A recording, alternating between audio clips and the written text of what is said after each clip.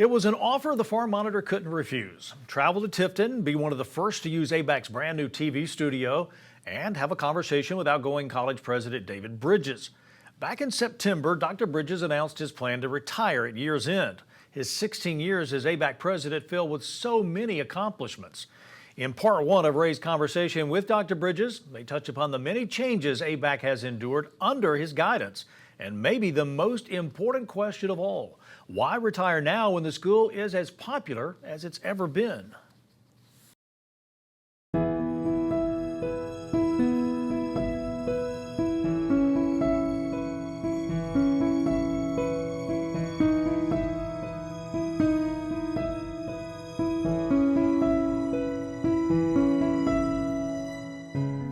So I want to start with a sports comparison. The great John Elway wins back-to-back Super Bowls, retires. Peyton Manning wins his final Super Bowl, retires, goes out on top. Is that the case here, Dr. Bridges? Because I know when I read the release that you were retiring, I'm like, why? ABAC's at the top of its game. He's got this place reeling right now. Why leave? Because is this the perfect time to leave then? Well, as I told the chancellor, she sort of asked me the same question. And I said, well, there may never be a good time, but it's the right time. Right. And so I'm in my 16th year. I feel like we have accomplished a great deal. I think we are in a good place. I think the college is in a good place.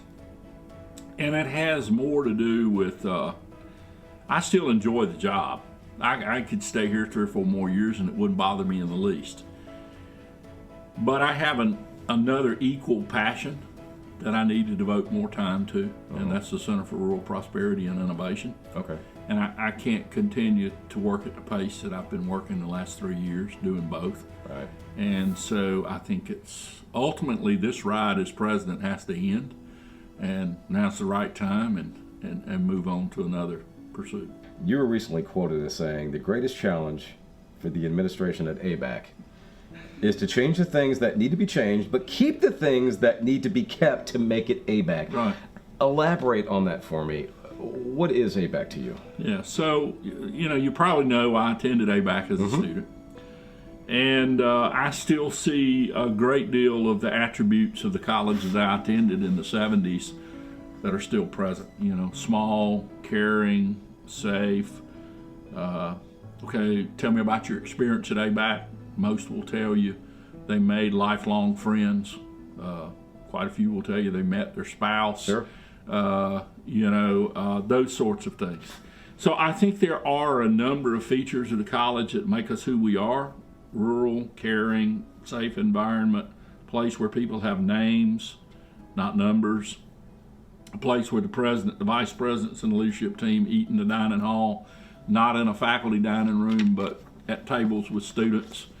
So I think my comment there, and I've been making that comment since the day I arrived here, is we don't need to change things for the sake of changing things, but we do need to change those things that are required for us to continue the legacy of experience. We had to move into being a boutique, baccalaureate institution with excellent programs, but you can't be everything to everybody. Right.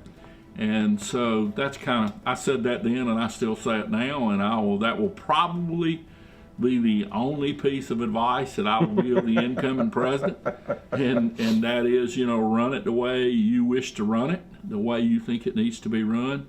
But remember, try to keep in place as many of those things as you possibly can that define what ABAC has been for 113 years.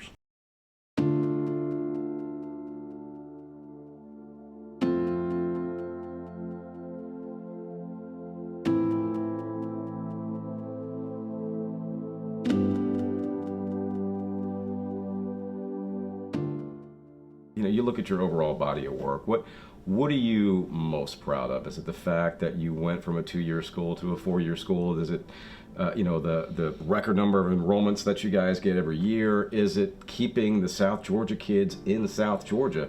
What are you most proud of? Well, I've said in quite a few interviews that the thing that I'm proudest of is that we accomplished the transition from being a 2-year college to 4. I think most people outside the world of higher education, and in fact many people within the academy, don't understand what that entails. Yeah. I mean, it is a change of everything. Culture. It's a change of who you recruit. It's a change of who you hire as faculty members. Your goal becomes different. You know, when you're a 2-year institution, you're just trying to get people out of high school, get them settled into a college routine, get a foundation, and get them ready to move on to another institution to complete their degree.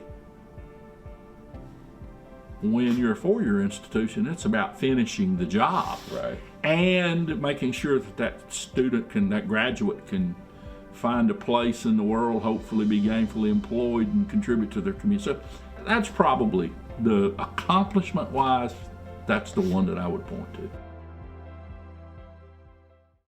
Again, that's part 1 of our conversation with soon-to-be retired ABAC President Dr. David Bridges.